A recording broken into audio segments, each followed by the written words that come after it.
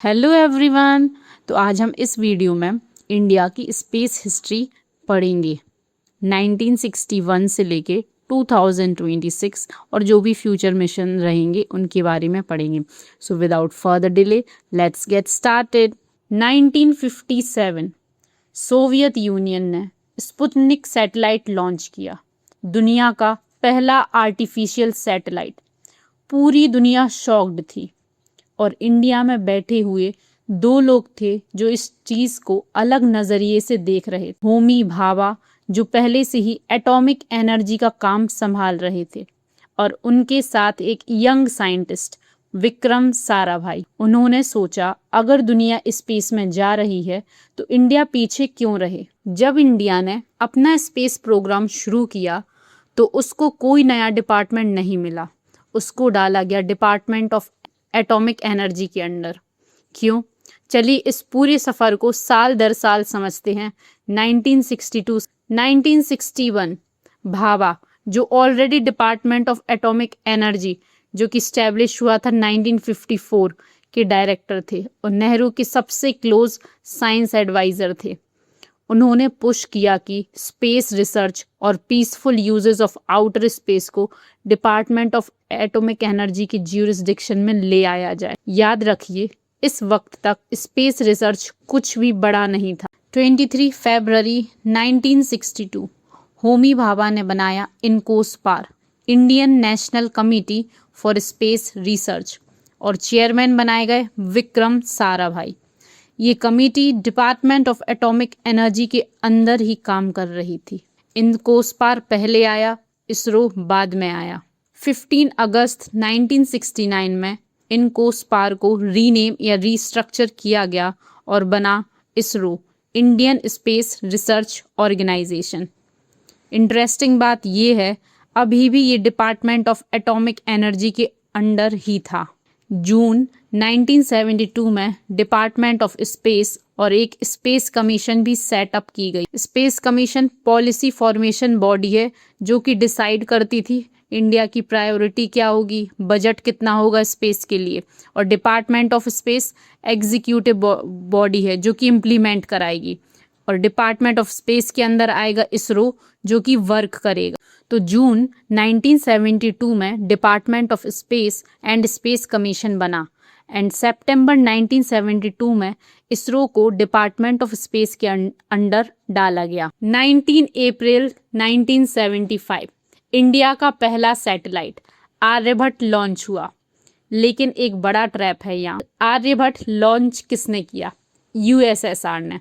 तो ये इंडिया का पहला सैटेलाइट था लेकिन लॉन्च इंडिया ने नहीं किया था, इसलिए ये इंडियन बिल्ट सैटेलाइट है, पर इंडियन लॉन्च्ड फर्स्ट सैटेलाइट दूसरा है। तो इफ क्वेश्चन आता है फर्स्ट इंडियन सैटेलाइट तो आंसर होगा आर्यभट्ट। फिर 1980 में इंडिया ने अपना पहला इंडिजीनियस लॉन्च व्हीकल SLV मतलब सैटेलाइट लॉन्च व्हीकल डेवलप किया और उसने रोहिणी सैटेलाइट को सक्सेसफुली ऑर्बिट में भेजा। इंडियन फर्स्ट लॉन्च सैटेलाइट होगा रोहिणी सैटेलाइट। मतलब सैटेलाइट इंडिया ने बनाया और लॉन्च भी इंडिया ने ही किया। तो याद रखना 19 अप्रैल 1975 में Indian first satellite Aryabhata launch किया यूएसएसआर ने। 1980 में Indian launched first satellite Rohini satellite जो कि इंडिया ने खुद ने ही लॉन्च किया था SLV के थ्रू, सैटेलाइट लॉन्च व्हीकल के थ्रू। अब आता है एप्लीकेशन एरा 1983 से 2001। इस एरा में इसरो ने अपने सैटेलाइट्स को प्रैक्टिकल यूज के लिए डिप्लॉय किया, जैसे कि इनसेट सीरीज बनाई यानी communication satellites, television broadcasting, weather forecasting के लिए।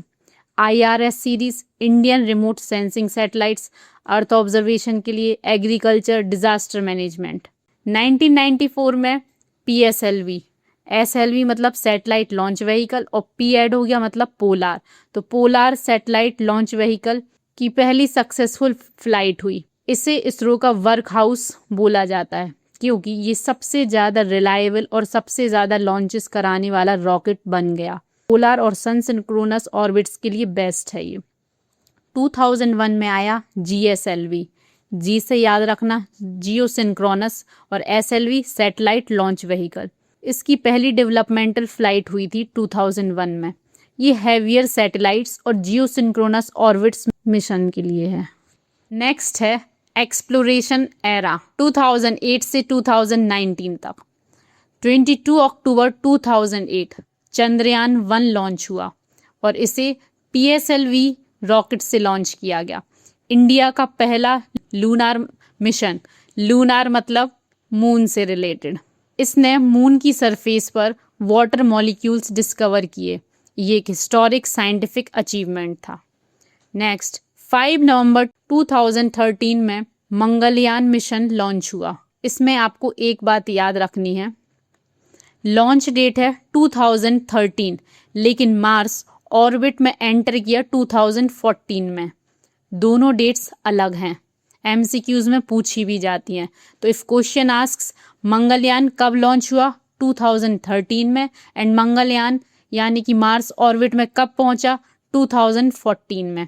इसका एक अचीवमेंट है, इंडिया पहला देश बना जिसने अपने पहले ही अटेम्प्ट में मार्स ऑर्बिट सक्सेसफुली एंटर किया, और एशिया का पहला देश बना जो मार्स तक पहुंचा। अब आते हैं 2019 में चंद्रयान 2 लॉन्च किया गया, पर ये पार्शियली सक्सेसफुल रहा।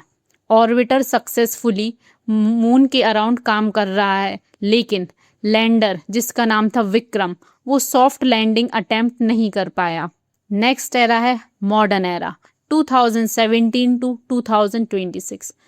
फरवरी 2017 PSLV ने एक ही मिशन में 104 सैटेलाइट्स लॉन्च करके वर्ल्ड रिकॉर्ड बनाया। 23 अगस्त, ये डेट याद रखना, 23 अगस्त 2023 चंद्रयान 3 मून के साउथ पोल के पास historic soft landing, Vikram lander और प्रज्ञान रोवर सफल रहे।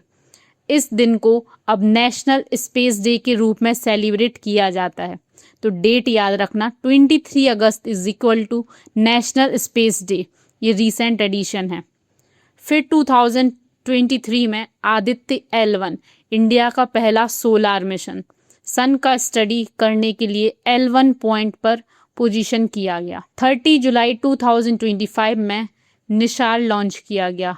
ये इसरो और नासा का ज्वाइंट अर्थ ऑब्जर्वेशन मिशन है। गगनयान ये एक फ्यूचर मिशन है जिसमें ह्यूमन को हम स्पेस में ले जाएंगे। एक बार क्विक रिकैप करते हैं। 1962 में इनकोस्पार फॉर्म हुआ था, 1969 में इसरो फॉर्म हुआ था, बट वो डिपार्टमेंट ऑफ एटॉमिक एनर्जी के ही अंडर था। फिर 1972 में डिपार्टमेंट ऑफ स्पेस और स्पेस कमीशन बनाया गया था, पर 1972 सितंबर में इसरो को डिपार्टमेंट ऑफ स्पेस में डाला गया था। 1975 में इंडिया का फर्स्ट सैटेलाइट यानी आर्यभट्ट लॉन्च किया था USSR ने। फिर 1980 में हमने SLV से Rohini satellite, India's first launch satellite यानी रोहिणी को भेजा था। 1994 में PSLV फर्स्ट फ्लाइट हुई थी। 2001 में GSLV की फर्स्ट फ्लाइट हुई थी। 2008 में चंद्रयान 1 भेजा गया था जिसमें वाटर ऑन मून सर्च किया था। 2013 में मंगलयान लॉन्च किया गया था। 2017 में PSLV ने एक ही लॉन्च में 104 सैटेलाइट्स भेजकर रिकॉर्ड सेट किया था। 2019 में चंद्रयान 2 मिशन हुआ था जो कि पार्शियल सक्सेसफुल था। में हमने चंद्रयान 3 को भेजा। अगस्त 23 को स्पेस डे भी मनाते हैं। 2023 में हमने आदित्य L1 यानी कि सोलर मिशन भेजा था। 2025 में निसार यानी इसरो और नासा का ये कोलैबोरेटेड मिशन है। 2025-26 या फ्यूचर में जब भी होगा लॉन्च, गगनयान होगा जिससे हम ह्यूमन को स्पेस में भेजेंगे। Thank you.